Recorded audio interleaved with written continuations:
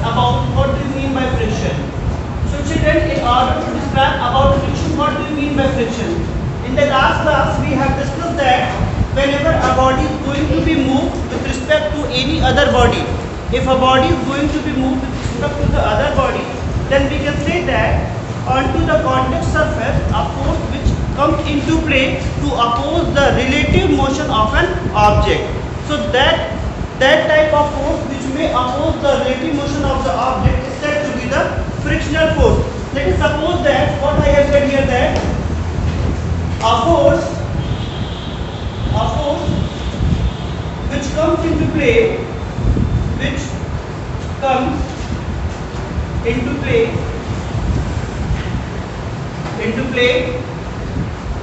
when a body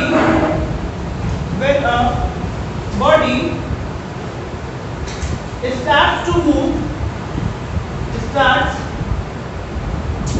to move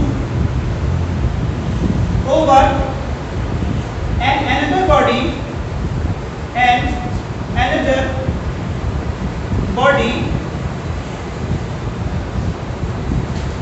such type of force is said to be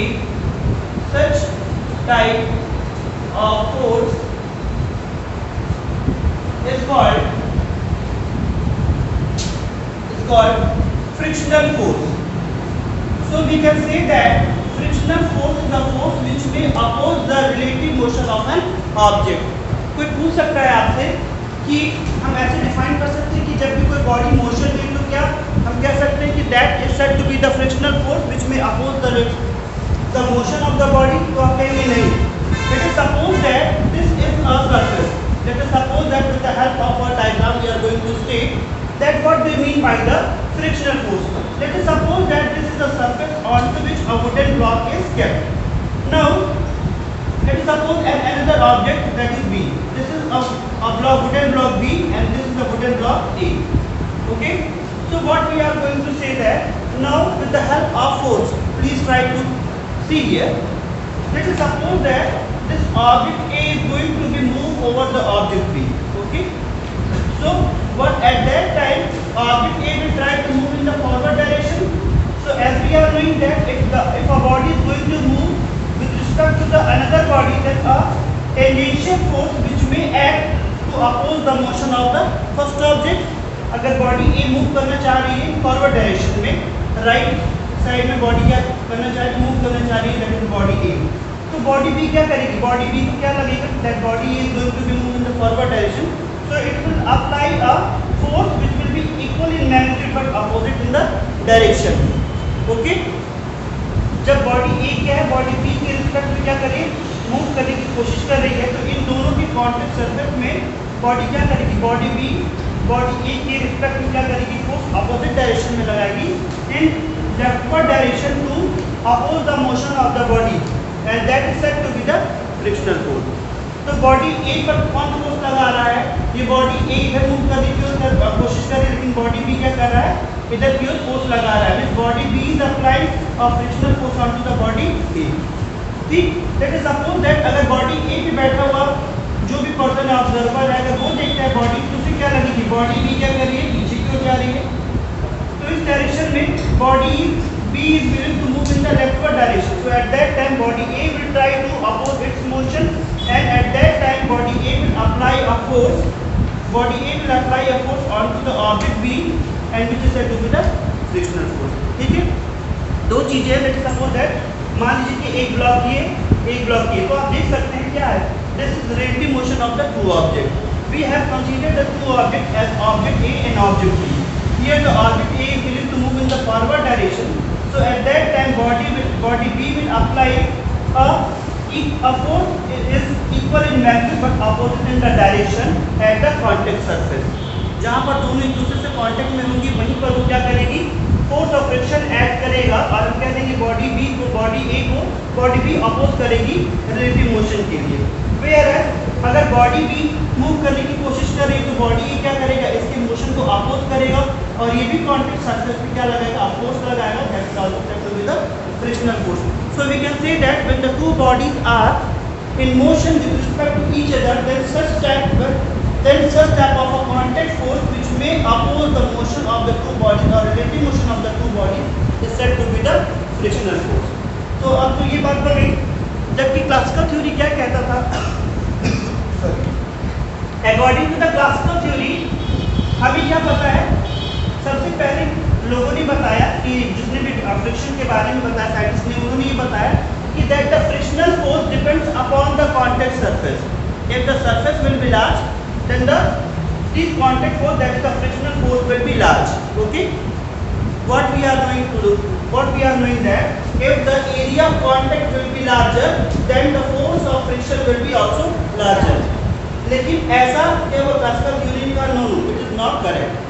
practically ये पाया गया the force of friction is not directly proportional to the area of contact. It depends upon the force of friction. Force of friction depends upon force of friction depends upon that is the nature of surface. Nature of surface. Surface कैसा है इस पे depend करेगा, जबकि इस पे depend नहीं करेगा कि how much area is going to be contact with the other object.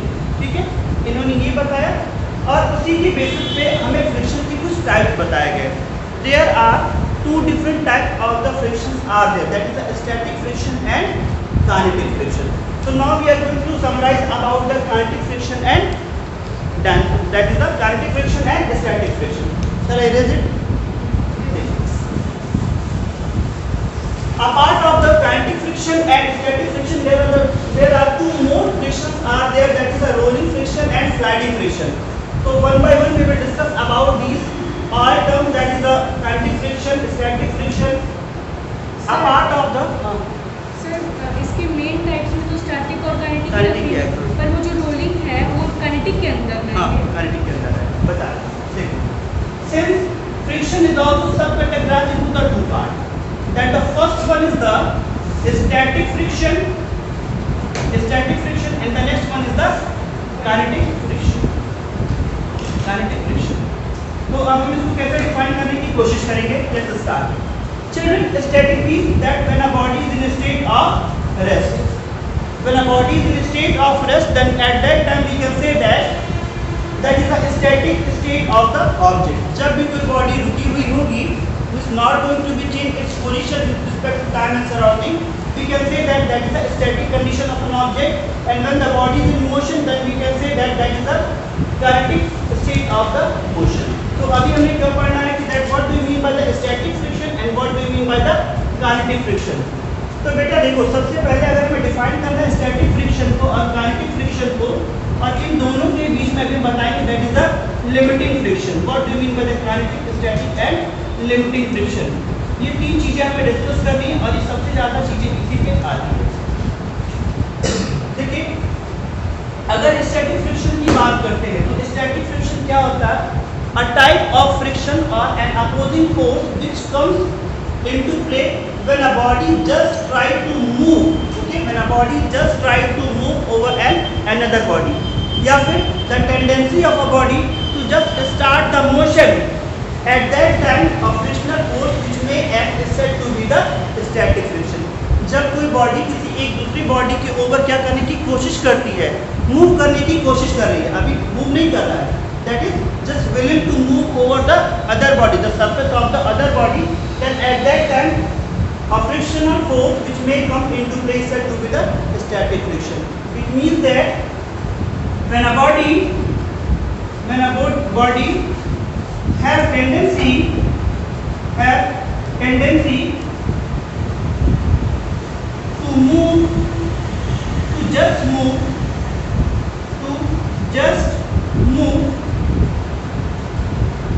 over another body,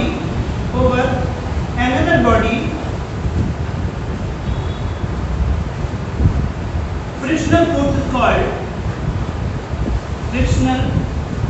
force is called as static friction. That type of the force which may come into existence in the opposite direction to the applied force is said to be the frictional force. और वो frictional force कैसा होगा? That will be the static friction. ठीक है, जैसे मान लीजिए कि अभी हमने क्या किया, इस बोर्ड को हमने क्या किया, पुश करने की कोशिश की. So at that time this is the body और हम क्या करते हैं, let's suppose that this board is put on to a table. तो अगर मैंने बोर्ड को क्या किया, फोर्स यहाँ से अप्लाई किया, the body is willing to move but it is not going to be move. हम फोर्स तो लगा रहे हैं, बॉडी क्या हो रही है, मूव नहीं कर रही है। मूव नहीं कर रही तो इसका मतलब कहीं ना कहीं यहाँ पर जो रेल्स लगे हुए हैं वो फोर्स ऑफ फ्रिक्शन लगा रहे हैं कॉन्टेक्ट सरफेस पे, और वो हमारी मोशन को क्या कर रहे हैं, अपोज कर रहे हैं। तो body is having the tendency to move but a force which comes into play to oppose the relative motion of this object is said to be the static friction. ठीक है, whereas in order to describe about the kinetic friction, अब kinetic friction का मतलब the body is in motion। अभी तक तो कोई object था जो कि मोशन में आया ही नहीं, that object is willing to come in motion but not able to start the motion, but right now if an object is in motion, अगर कोई ऑब्जेक्ट मोशन में है, जैसे मान लीजिए कि आपके पास एक बहुत बड़ा सा वुडन ब्लॉक है, एक बक्सा, एक टेबल है, and that you are just going to apply the force and the body starts to move। एक बड़ा सा बक्सा रख दिया, एक वुडन ब्लॉक रख दिया, आपने क्या किया, फोर्स अप्लाई करना शुरू कर दिया। तो जब आप इस ब्लॉक को, let us suppose that this is the block and this is placed on to a surface, किसी सरफेस पे रखा हुआ है, आपने फोर्स लगाया और बॉडी क्या होगी, फॉरवर्ड डायरेक्शन में मूव करना शुरू कर दे रही है। इज इट, हमने फोर्स लगाया, बॉडी क्या करना शुरू कर दी, फॉरवर्ड डायरेक्शन में मूव करने लगी। तो कॉन्टेक्ट सरफेस पे एक टेंजेंशियल फोर्स लगेगा which will be equal in magnitude according to the third law of motion, that is every action have equal and opposite reaction. It means that the frictional force is also in pair। हम कह सकते हैं ना, देखेंगे आपको ये भी पता है ऑलरेडी, और क्या चीज पेयर में होता है, which force is said to be in pair, couple, two equal and opposite forces which may act about a point so that the body can rotate about a fixed point is said to be coupled। तो यहाँ पे भी आप देखोगे, जो भी आप force लगा रहे हो in order to move a body, but a force which comes into play to oppose the motion of the body in the backward direction, then at that time we can say that a pair of forces which may act on to the contact surface is said to be the frictional force. और यहाँ पे कहते हैं कि let us suppose that एक block is taken and we are going to apply a force, body पे हम force लगा रहे, बॉडी करेगी मोशन, और मोशन करेगी तो उसकी कॉन्टैक्ट सरफेस में अभी भी क्या होगा, एक फ्रिक्शनल फोर्स एक्ट करेगा जो बॉडी के रिलेटिव मोशन को, बॉडी ये है आपकी और ये सरफेस है, तो दो चीजें हो गई, बॉडी ए मान लिया और ये मान लिया हमने सरफेस। तो body A will try to move over the surface, तो ये क्या करेगी, सरफेस से एक टेंजेंशियल फोर्स लगेगा बॉडी के कॉन्टैक्ट सरफेस पे जो कि बॉडी के मोशन को अपोज करेगी।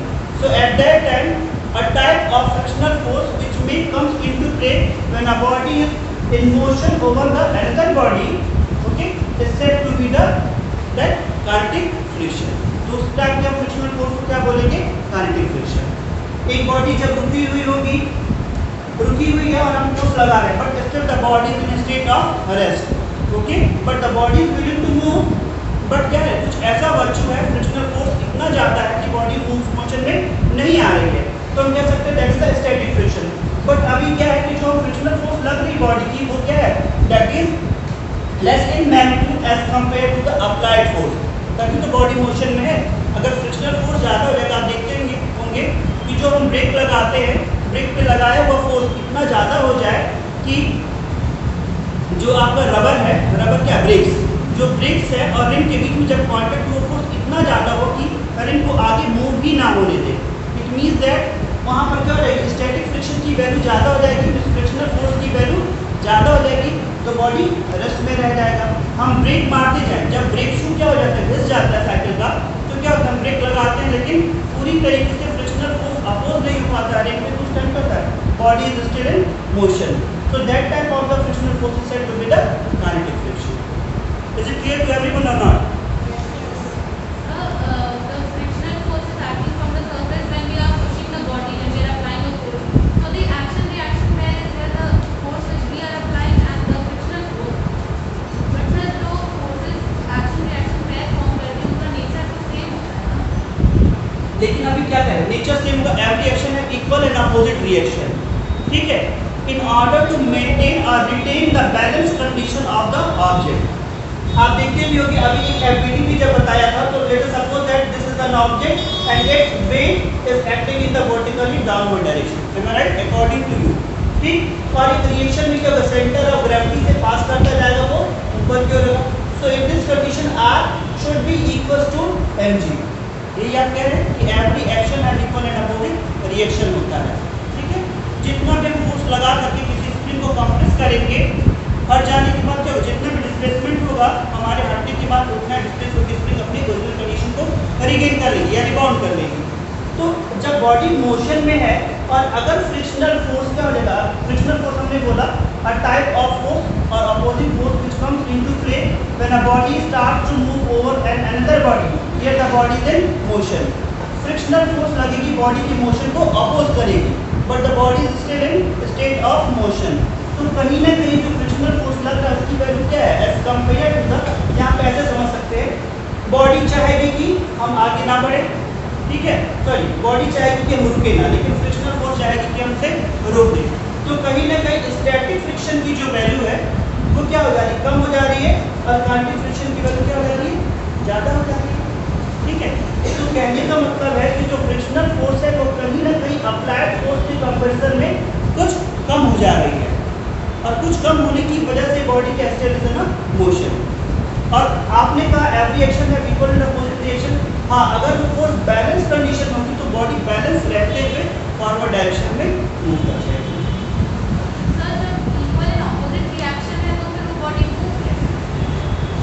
इक्वल ये सरफेस है, कॉन्टैक्ट सरफेस पे लग रहा है, तो अभी हम जैसे चलते साइकिल चलाते हैं तो क्या फ्रिक्शनल फोर्स की वजह से बॉडी क्या होती है, बैलेंस कंडीशन में है. बैलेंस कंडीशन में स्टैटिक फ्रिक्शन चाहेगा कि बॉडी एक जगह पे रुक जाए, लेकिन डायनामिक फ्रिक्शन चाहेगा लेकिन बॉडी का मोशन जो फोर्स अप्लाई कर रहा है continuously we are applying some amount of force on to the pedal. जब पैडल पे फोर्स लगा रहे हैं तो बॉडी क्या करनी चाहेगी, मोशन में आना चाहेगी, लेकिन फ्रिक्शनल फोर्स उसे बैलेंस कंडीशन में लाना चाहेगा. मेरे कहने का बार बार मतलब यही है कि जो हम फोर्स लगा रहे हैं स्टैटिक फ्रिक्शन बॉडी की स्टेट को रिटेन करने की कोशिश करेगा, लेकिन जो हम फोर्स लगा रहे हैं somehow somewhere it is willing to exceed from the frictional force. जब हमारा फोर्स ज़्यादा होगा तभी तो हम किसी चीज़ को अपोज करेंगे. ये दरवाज़ा बंद है, if the doors are closed, या फिर अगर ये दरवाज़ा खुला है और हम बाहर निकलने की कोशिश कर रहे हैं और अचानक से बाहर कोई खड़ा हो जाए दरवाजे को बंद कर लेगा, दरवाजे को बंद कर लेगा, तो हम क्या चाहेंगे, वो चाहेगा कि हम क्लास के अंदर ही रहें, लेकिन what I am willing to do, हम क्या चाहेंगे कि दरवाजा कोई जा रहा है दरवाजे के बाहर चले जाए. तो जब तक कि स्टैटिक फ्रिक्शन से मेरी जो वैल्यू होगी अप्लाइड फोर्स की वैल्यू ज़्यादा नहीं होगी तब तक हम कैसे मोशन में आएंगे. ठीक है. तो कह रहे हैं कि अगर बॉडी बैलेंस तो हो जाएगी, लेकिन बैलेंस होने का मतलब ये है कि बॉडी मोशन में रहे, ये रिलेटिव मोशन के लिए, मोशन नहीं बोला मैंने. What I have said here that when a body is trying to move over an another body it means that at that time relative motion takes place, then only the friction will come into. ठीक है. तो उसका reaction तो equal होगा ही नहीं ना. हाँ? Reaction तो इक्वल होगा ही नहीं. ये वाला हो जाएगा ये जो होगा वेट होगा वो तो ये mg के बराबर हो जाएगा, लेकिन ये जो होगा ये बराबर नहीं काइनेटिक होगा. फ्रिक्शन का भी नहीं, बराबर होगा. अगर बराबर हो जाए तो बॉडी Body विल रुक स्टेट जाएगी. Will gain the state of rest, और इस कंडीशन में बॉडी रुक जाएगी. ठीक है. तो ये हो गया that is the concept of the static friction and kinetic friction. What do you mean by limiting friction? Anyone have any idea about the limiting friction? So one question yes. of static friction. That so when brakes are applied, then it retains the state of rest. Then it has the tendency of moving. Then it will have the static friction. But when the body is rest at all, then it will inertia. No? So how it will have the tendency to move? It will oppose. Inertia means that inertia means that if the ability of a body or the ability of a body to retain its state of rest or motion. When a body, let us suppose that if I am in a state of rest or still I am in a state of motion. So what I will try to do? I will try to retain my state of rest in the motion unless until any another forces or external forces applied onto me. So that is only my question. So when the force is applied, the body is not moving. So Okay. how? How? How come? Because here the frictional force is much more larger as compared to the applied force. Sir, but you said that it will have the tendency to move, but it will not inertia. As the tendency is willing to move but not exactly come into motion. ये अभी क्या है, ये जो हमारा board है, इस board को हम क्या कर रहे हैं, फोर्स लगा रहे हैं. तो अब इसके पास क्या होनी चाहिए, ये बोर्ड क्या करेगा, अभी जैसे भी हम क्या कर रहे हैं, फोर्स लगा रहे हैं, तो the body is going to suffer an amount of external force, but this body is not going to be moved. Body move तो नहीं हो पा रहा है, बहुत बड़ा सा सुबह सुबह सो के उठे और देखिए किसी का ट्रक घर के सामने खड़ा है, पार्क है, और आप क्या करेंगे, at that time you are applying to push, आप गुस्से में आगे किया, हम लोग ट्रक को धक्का मार के हटाई देंगे, चले पूरा फोल्ड करके धक्का मारना शुरू कर दिया आपने. At that time you are applying some amount of force तो हमने लगाया, अप्लाइड एक्सटर्नल फोर्स लगाया. अब ट्रक क्या है, इनर्शिया में है, वो रेस्ट में, तो रेस्ट में ही रह जाएगा, क्योंकि जो हम फोर्स लगा रहे हैं वो क्या हो जा रहा है, वो कहीं ना कहीं लग तो रहा है बॉडी पे, लेकिन कंपनसेट हो रहा है. किसकी वजह से, एवरी एक्शन है इक्वल एंड अपोजिट रिएक्शन, और कुछ देर बाद हम थक भी जाते हैं. तो फोर्स कहाँ गया, जो फोर्स हमने लगाया है वो क्या हो गया, फोर्स ऑफ फ्रिक्शन की वजह से वो रह गया, और हम थक इसलिए जा रहे हैं. While exerting or while displacing an heavier object, we feel much more tiring. Why? Because we are applying the force and the body is not going to be moved. At that time, the force is going to be consumed in for the relaxation of the. एक बार body क्या होगा, जब force लगाएंगे तो क्या होगा, stretch होगा, और फिर रिलैक्स होने में कुछ एनर्जी खर्च होगी.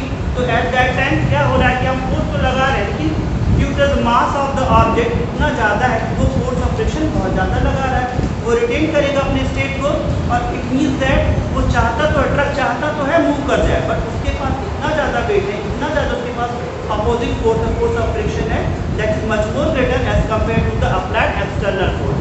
सो that object is not going to be move. Having the tendency, वो चाहता है, it is willing to move, but वो इतना भारी भरकम है कि वो मूव नहीं कर पा रहा है, या फिर जो अप्लाइड फोर्स एक्सटर्नल फोर्स है वो इतना कम है मैग्नीट्यूड में, जो उसे मूव नहीं कर पा रहा है. ठीक. So now my question is that right now we have discussed about the static friction and right now we have discussed about the kinetic friction. So what do you mean by the limiting friction? Anyone have any idea about the kinetic friction and limiting friction?